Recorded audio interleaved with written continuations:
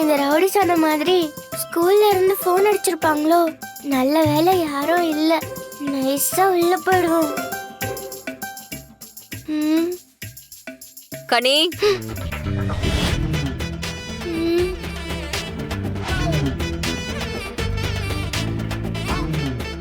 வீரா, இங்க வா. எனக்கு ஸ்கூல்ல நிறைய ஹோம்வொர்க் கொடுத்துருக்காங்க. அதெல்லாம் போய் முடிச்சிட்டு அப்புறமா வரேன். கனி நில்லு. இன்னைக்கு நீ ஹோம்வொர்க் பண்ணலன்னு எனக்கு தெரியும். போச்சு, எல்லாம் அந்த பிரின்சிபலோட வேலையா தான் இருக்கும். நான் எந்த தப்புமே பண்ணல. தப்ப தட்டி தானே கேக்குறேன். நான் என்ன தப்பா பண்றேன்? இதெல்லாம் தப்பா?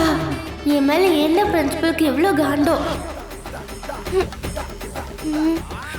என் சொல் பேச்சு கேட்காம நடந்துக்கிறதுல உனக்கு அப்படி என்னடி சந்தோஷம்? வெளியில எல்லாரும் என்ன பார்த்தா அவ்வளவு மரியாதை கொடுக்கறாங்க. ஆனா நீ ஒரு கர்ட்டசிக்கு கூட மதிக்க மாட்டறல. என் மேல உனக்கு கொஞ்சம் கூட மரியாதையே இல்லல. அன்னைக்குதான் ஸ்கூல்ல வந்து அவ்வளவு சொன்னாங்கல்ல, அதுக்கப்புறமா நீ இப்படியே பண்ணிட்டு இருந்தா என்ன அர்த்தம்?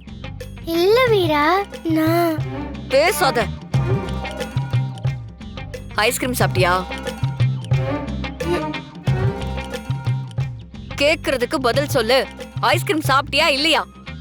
இப்ப எதுக்கு வீரா என் மேல எரிஞ்சு விழற? பின்ன ஐஸ்கிரீம் சாப்பிட்டா உனக்கு அடிக்கடி காய்ச்சல் வருதுன்னு டாக்டர் உன்னை ஐஸ்கிரீம் சாப்பிடக்கூடாதுன்னு சொன்னாங்கல்ல. சாப்பிட்டா உன் உடம்புக்கு ஒத்துக்காதுன்னு டாக்டர் சொல்றாங்கல்ல. அப்புறம் எதுக்கு நீ சாப்பிட்ட?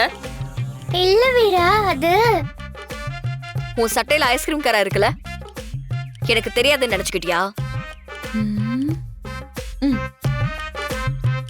நினைச்சேன், அப்பவே நினைச்சேன்.